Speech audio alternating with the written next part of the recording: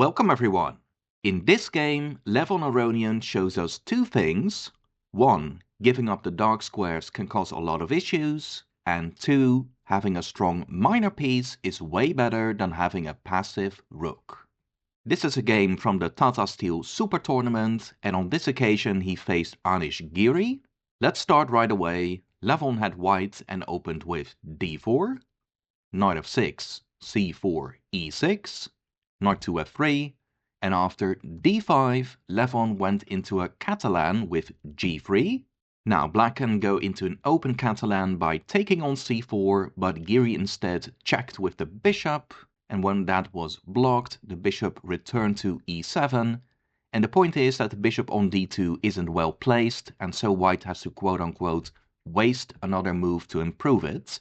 Now some standard developing moves, bishop g2, castles, castles, then c6 and knight to a3, which may look a bit odd, but white wants to develop rapidly and still defend the c-pawn. Knight bd7, rook to c1, all normal, and now knight to e4, not only targeting the bishop, but black may also go for a stonewall setup with f5 next. The bishop slides to e3, and previously black did follow up with the logical f5, but Giri makes a surprising decision.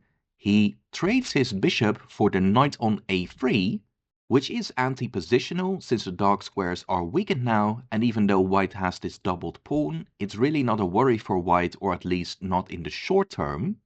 Of course, there was some logic behind this. Knight to d6 was next, so Giri wants to occupy the c4 square with the knight. However, after c5 and knight to c4, Levon has a very direct counter to this plan. He simply traded his rook for that knight. Although it's actually more than that, after queen to c2, he also won one of black's center pawns, and the best thing is that black lost his only active piece. Now briefly going back a move, maybe you thought about guarding the pawn with b5. Unfortunately, that fails tactically to knight to g5, threatening with mate and bishop takes pawn. And when black defends against mate, white takes that pawn off, and later white may go a4 and undermine the other queenside pawns anyway. Going back to the game, Aronian has a really pleasant position right now, and maybe it was the most practical for black to actually give the e-pawn for now, so that after pawn takes, queen e7 attacks white's e-pawn, and white would also have a weak pawn on c5, maybe that's reasonable. Giri instead went for b6, but that's certainly somewhat passive, and here we'll also see how trading off his bishop on a3 doesn't work out for black. Bishop to f4, that bishop is heading to d6. The rook already stepped aside, and then the bishop got this dominating position on d6.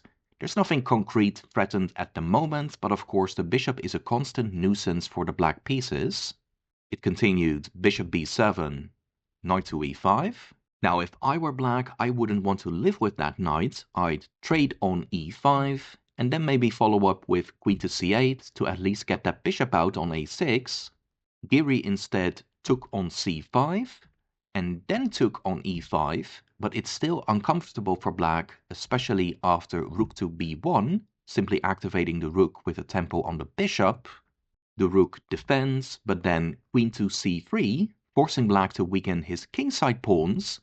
The bishop happily retreated to d6. Bishop a8, allowing the rook to get active on the 7th rank, but after bishop to e4 and f5, Levon is again seeking to undermine black's pawns. After bishop c2, he's hoping to play e4, and then both bishops will have great diagonals to work on. Rook b7, rook to d1. White has the space advantage. Generally, you then don't want to trade pieces. Rook to d7, but then as planned, e4. Black's game is just getting worse and worse. White's ready to claim another great diagonal. Black's light squared bishop meanwhile is stuck biting on that pawn on c6. Giri brought the queen over to defend the f-pawn. White could take the a-pawn now, but Aronian prefers to improve the queen, pinning the e-pawn, so king to h8. Rook to e1, queen f7, keeping an eye on the rook in case the e-file opens up. But Aronian increases the pressure again. Queen to d3, now f5 is threatened again, and I think Giri wisely decides to ditch that pawn.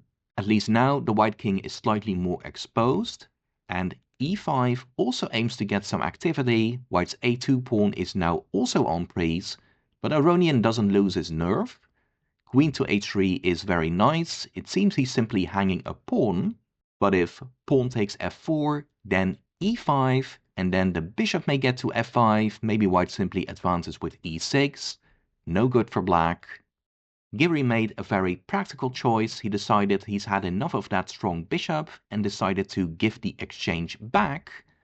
Very good practical advice. If you're up material and you're under pressure, always consider giving some material back if it makes your game easier.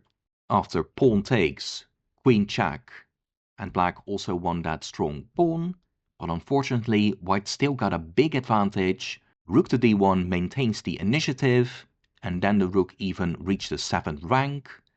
Rook to g8 defends the mate, but now a simple move. Bishop to b3, planning bishop takes rook and mate on g7. Pawn takes f4 is only a minor distraction. f3 then boxed in the king, threatening with queen to c1, but h4 takes care of that. Queen to c3 then allows bishop takes rook, but at least it stops the mate on g7. Although after bishop takes rook, Giri instead tried some desperate checks, but this isn't going to be enough to draw. After king to h3, queen check, and king to g4, Giri had seen enough and resigned. Let's see what could have happened if again a check and a queen trade. That only prolongs the checkmate. Of course, if king takes bishop, then rook d8 is mate. And if f2, then white can just allow that pawn to queen, because after it queens, there's a discovered check, and all the new queen can do is give herself up immediately, and the game then still ends in checkmate. Very fine game by Aronian if we briefly go back.